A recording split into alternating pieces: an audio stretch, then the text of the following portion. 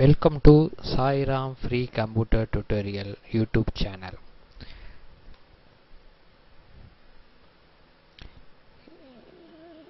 இப்போ நம்ம இந்த tutorial என்ன பார்க்க போறோம்னா basic accounts and tally education பத்தி பார்க்க போறோம். சரிங்களா? First basic accounts தெரிஞ்சுக்கிடுவோம். Basic accounts தெரிஞ்ச பிறகு நீங்க tally குள்ள போனீங்கன்னா ஈஸியா இருக்கும். ஓகேங்களா? சோ இந்த tutorial நம்ம basic accounts fundamental of accounts தெரிஞ்சுக்கிறோம். பிகாம் படிச்சவங்க படிக்காதவங்க யாரானாலும் ஃபர்ஸ்ட் இத தெரிஞ்சுக்கிறோம். சோ அக்கவுண்ட்ஸே படிக்காதவங்க நாங்க கொடுக்கிற நோட்ஸை வந்து ஒரு நோட்ல எழுதி வச்சுட்டு ட்ரை பண்ணி பார்த்தீங்கன்னா ரொம்ப யூஸ்ஃபுல்லா இருக்கும். ஓகேங்களா? நியர்லி நாங்க ஒரு 5 இயர்ஸ் இந்த டேலி கோர்சிங் எல்லாம் பண்ணியிருக்கோம்.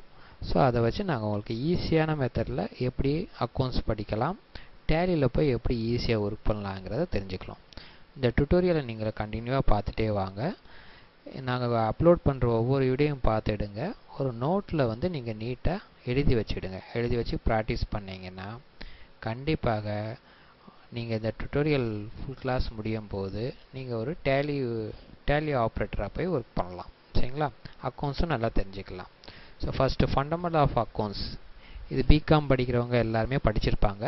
பட் இருந்தாலும் நம்ம கான்செப்ட்ல ஈஸியான மெத்தட்ல எப்படி அக்கவுண்ட்ஸ் தெரிஞ்சுக்கலாம்ங்கறத பாப்போம். ஓகேங்களா?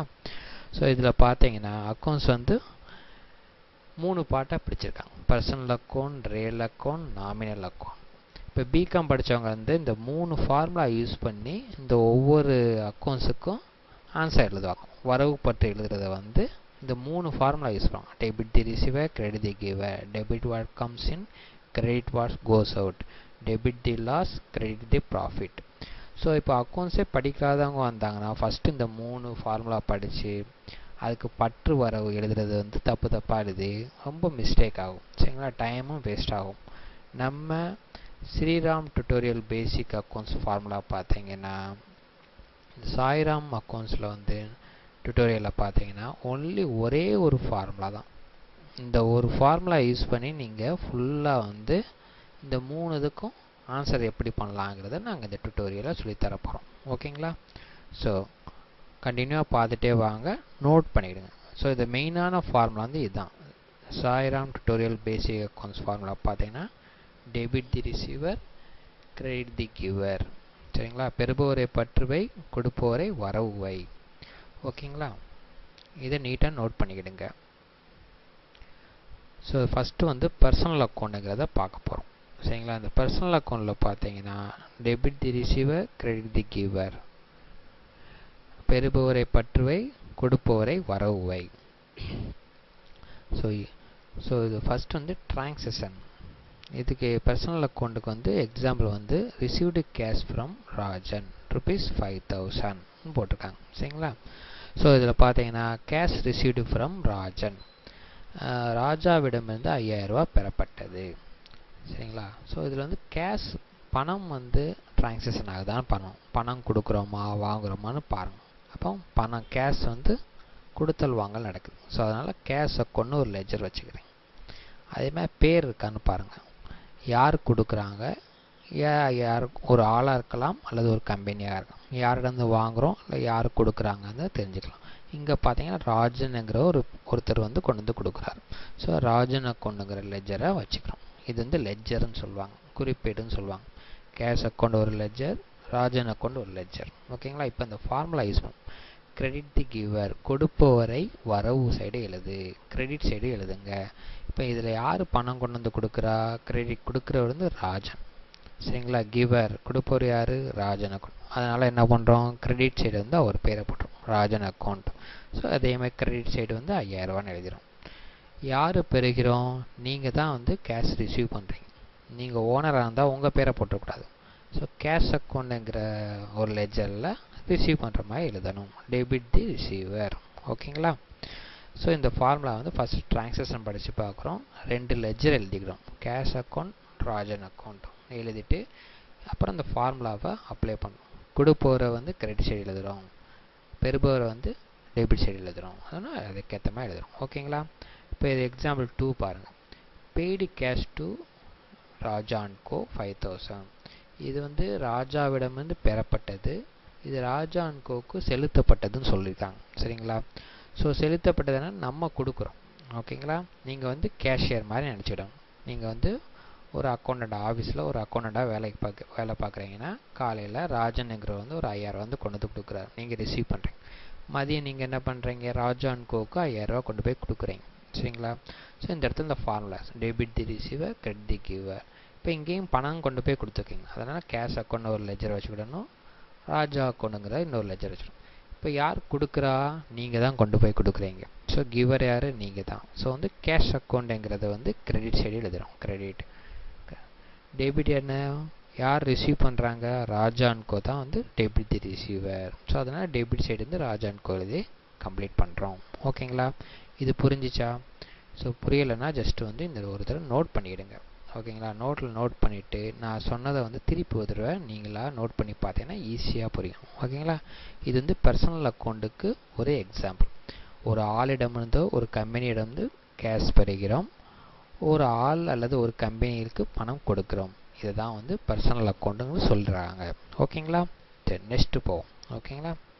அடுத்து ரியல் அக்கௌண்ட். ரியல் அக்கௌண்ட்டுங்கிறது சிம்பிளாக நீங்கள் வந்து ஒரு கொஞ்சம் கன்ஃபியூஸ் பண்ணிக்கிட வேண்டாம். ஒரு ஆள் அல்லது ஒரு கம்பெனிக்கு வந்து பர்ச்சேஸ் அண்ட் சேல்ஸ், பர்ச்சேஸ் பண்ணுறோம், சேல்ஸ் பண்ணுறோம். இதுதான் ரியல் அக்கௌண்ட், சொத்து கணக்குன்னு சொல்லுவோம். ஸோ என்ன பண்ணுறோம்? சொத்து கணக்குன்னு சொல்லுவாங்க. இதை பர்ச்சேஸ் பண்ணுறோம், சேல்ஸ் பண்ணுறோம். சிம்பிள் கான்செப்ட் இதுதான். சரிங்களா? இதுக்கு ஒரு example. Bought goods from Ravi and co ₹25,000. Ravi and கோவிட வந்து 25,000 மதிப்புள்ள பொருட்கள் வாங்கப்பட்டுள்ளது. மதிப்புள்ள பொருட்கள் தான் வாங்கப்பட்டுள்ளது, பணம் வாங்கலாம். ஓகேங்களா? பாக்டுனா பர்ச்சேஸ், பைக்கு பாஸ்ட் டென்ஸ் வந்து bought. Bought goods from Ravi and co ₹25,000. Ravi and கோவிடம் வந்து 25,000 மதிப்புள்ள பொருள் வாங்கப்பட்டுள்ளது. சரிங்களா? ஸோ இங்கே வந்து என்னென்ன லெஜர் வரும்? இங்கே வந்து கேஷ் ட்ரான்சாக்ஷன் நடக்கலாம். ஓகேங்களா?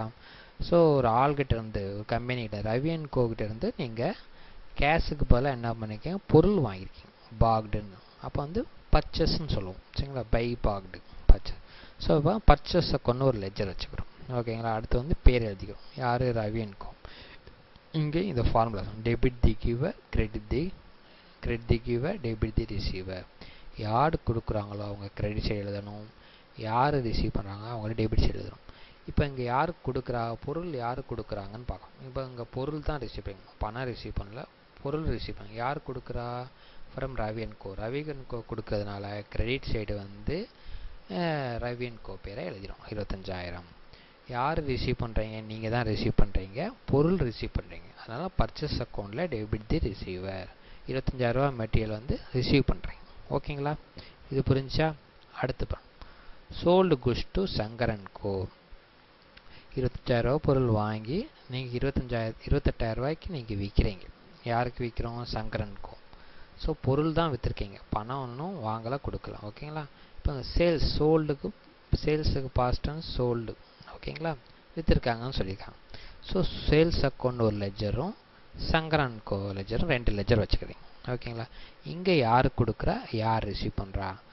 யார் பொருள் கொடுக்குறா? நம்ம தான் கொடுக்குறோம். எந்த அக்கௌண்ட்லேருந்து கொடுக்குறோம்னா சோல்டு அக்கௌண்ட், சேல்ஸ் அக்கௌண்ட்லேருந்து கொடுக்குறோம். ஓகேங்களா? சேல்ஸ் அக்கௌண்ட் கிவர் வந்து கிரெடிட், கொடுப்பவரே கிரெடிட் எழுதணும். யார் கொடுக்குறா? நம்ம தான் கொடுக்குறோம். சேல்ஸ் அக்கௌண்ட்டுங்கிற லெஜர் வந்து கொடுக்குறோம். ஆனால் கிரெடிட் சைடு 28,000 போடுறோம். டெபிட் சைடு வந்து யார் ரிசீவ் பண்ணுறா? சங்கர் அண்ட் கோ 25,000 பொருளை வந்து ரிசீவ் பண்ணுறாங்க. ஓகேங்களா? ஸோ இது வந்து 25,000 பொருளை வந்து சங்கர் அண்ட் கோ ரிசீவ் பண்ணுறதுனால ரிசீவர் டெபிட் சைடு எழுதுறோம். Debit side Shankar and co account 28,000 எழுதிடும். ஓகேங்களா? இதுதான் வந்து ரியல் அக்கௌண்ட் சொல்லுவோம். Purchase, sales. ஒரு ஒரு ஒரு ஆள் அல்லது ஒரு கம்பெனிகளுக்கு வந்து பர்ச்சேஸ் பண்ணுறோம், சேல்ஸ் பண்ணுறாங்கிறத தான் இந்த ரியல் அக்கௌண்ட்டுங்கிற சொல்கிறோம். ஓகேங்களா? இது புரிஞ்சிச்சா? நோட்டில் கொஞ்சம் நோட் பண்ணிக்கிடுங்க இந்த இது. ஓகேங்களா? நெக்ஸ்ட் டாபிக் போவோம்.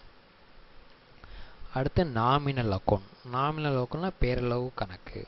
இது வந்து ஒரு கம்பெனி அல்லது ஒரு ஆள் அல்லது ஒரு கம்பெனிக்கு நடக்கிற இன்கம், வரவு மற்றும் செலவு கணக்கு. ஓகேங்களா? ஸோ வந்து வரவு மற்றும் ஒரு செலவு கணக்கு. அது ஒரு கம்பெனியாக இருக்கலாம், இல்லை ஒரு ஆள்களாக இருக்கலாம். சரிங்களா? இப்போ இதுக்கு எக்ஸாம்பிள் பார்க்கணும். Paid to EB bill. EB bill கட்டுறோம். எவ்வளோ? 3,000 ரூபா கட்டுறேன். நான் முதல் என்ன சொன்னேன்? நீங்கள் தான் ஒரு கேஷியர். சரிங்களா? ஓனர் வந்து உங்கள்கிட்ட ஈபி பில்லு கட்டிருப்பான்னு சொல்கிறாங்க.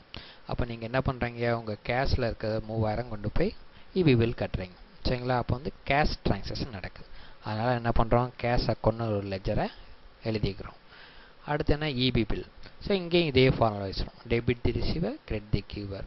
இங்கே யார் பணம் கொடுக்குறா, யார் ரிசீவ் பண்ணுறாங்க. யார் கொடுக்குறா, நீங்கள் தான் கொண்டு போய் கொடுக்குறீங்க. ஓகேங்களா? கேஷ் அக்கௌண்ட்லேருந்து எடுத்துகிட்டு போய் கொடுக்குறீங்க. Credit the giver. அப்போ கிரெடிட் சைடு வந்து கேஷ் அக்கௌண்ட், 3000 ரூபா கேஷ் அக்கௌண்ட் எடுத்து. யார் ரிசீவ் பண்ணுறாங்க, டெபிட் தி ரிசீவ். யார் ரிசீவ் பண்ணால் ஈபி பில்லு தான் ரிசீவ் பண்ணுறாங்க. சரிங்களா? என்ன ஈபி பில்லுன்னு போட்டுரும். எதுக்கு செலவு பண்ணுறோமோ அந்த பேர். ஈபி பில்னால் ஈபி பில்லு, ஃபோன் பில்னால் ஃபோன் பில்லு, வாடகைனா வாடகை, பெட்ரோல் செலவுனா பெட்ரோல் செலவு. ஸோ இந்த மாதிரி ஒவ்வொரு செலவு கணக்கும் ஒவ்வொரு லெஜர் நேம் எழுதிக்கிறோம். சரிங்களா? ஸோ அந்த மாதிரி லெஜர் நேம் எழுதி டெபிட் சைடு வந்து செலவு கணக்கு எழுதுகிறோம், கிரெடிட் சைடு வந்து கொடுக்குறவங்க நமக்கு எவ்வளோ பணம் கொடுத்தோனுங்க எழுதுகிறோம். ஓகேங்களா? இதே example, received interest from bank. பேங்க்லேருந்து உங்களுக்கு ஒரு இன்ட்ரெஸ்ட் வருது, ஒரு 4500 ரூபா. இது லாபம் தானே நமக்கு கம்பெனிக்கு. இது வந்து செலவு கணக்கு, இது லாப கணக்கு. ஓகேங்களா? ஸோ இங்கே என்ன நடக்குது, ஒரு 4500 ரூபா உங்களுக்கு வந்திருக்கு. இப்போ கேஷ் ட்ரான்சாக்ஷன் நடக்குது. அதனால் கேஷ் அக்கௌண்ட்டுங்கிற ஒரு லெஜரை வச்சுக்கிறோம். அடுத்து வந்து எதன் மூலம் வந்துச்சுன்னா, பேங்க் இன்ட்ரெஸ்ட். வெறும் இன்ட்ரெஸ்ட் அக்கௌண்ட் எழுதலாம், பேங்க் இன்ட்ரெஸ்ட் அக்கௌண்ட்டுங்கிற லெஜரை எழுதிக்கலாம். ஸோ இதில் வந்து ஃபஸ்ட்டு நம்ம பேங்க் இன்ட்ரெஸ்ட் அக்கௌண்ட். இப்போ இதில் யார் கொடுக்குறா, யார் வாங்குறா. கொடுக்குறவர் யார், பேங்க் இன்ட்ரெஸ்ட் மூலம் நமக்கு கிடைக்குது. அதனால் credit the giver. Credit side வந்து பேங்க் இன்ட்ரெஸ்ட் அக்கௌண்ட். கொடுப்பவர் யார், பேங்க் இன்ட்ரெஸ்ட் 4000. யார் பெறுகிறாங்க, கேஷ் அக்கௌண்ட்டில் ரிசீவ் பண்ணுறோம். ஓகேங்களா? கேஷ் அக்கௌண்ட்டில் ரிசீவ் பண்ணுறோம். எவ்வளவு, 4500 ரூபா ரிசீவ் பண்ணுறீங்க. டெபிட் தி ரிசீவர்னு எழுதிக்கிறீங்க. ஓகேங்களா? ஸோ இதுதான் வந்து இந்த 3 personal account, real account, nominal அக்கௌண்ட்டுக்கு எக்ஸாம்பிள். சரிங்களா? ஸோ வந்து சிம்பிளாக ஃபஸ்ட்டுன்னு சொல்லுவேன். பர்சனல் அக்கௌண்ட்னா ஒரு ஆள் அல்லது ஒரு கம்பெனிக்கு பணம் கொடுக்குறோம், வாங்குகிறோம். ஓகேங்களா? இதே ரியல் அக்கௌண்ட்டுங்கிறது ஒரு ஆள் அல்லது ஒரு கம்பெனிக்கு பர்ச்சேஸ் பண்ணுறோம், சேல்ஸ் பண்ணுறோம். ஓகேங்களா? அடுத்து நாமினல் அக்கௌண்ட்டுங்கிறதுக்கு ஒரு ஆள் அல்லது ஒரு கம்பெனிக்கான வரவுகளும் செலவுகளும், லாப நட்ட கணக்கை சொல்கிறோம். ஓகேங்களா? ஸோ இதுதான் வந்து இந்த பேசிக் கிளாஸில் பார்க்குறோம். தேங்க்யூ. இந்த வீடியோ பார்த்ததுக்கு ரொம்ப நன்றி. அடுத்த வீடியோ பார்க்கும்போது அப்டேட் பண்ணிவிடுங்க. இது நோட் பண்ணிகிட்டே வாங்க. சரிங்களா? தேங்க்யூ.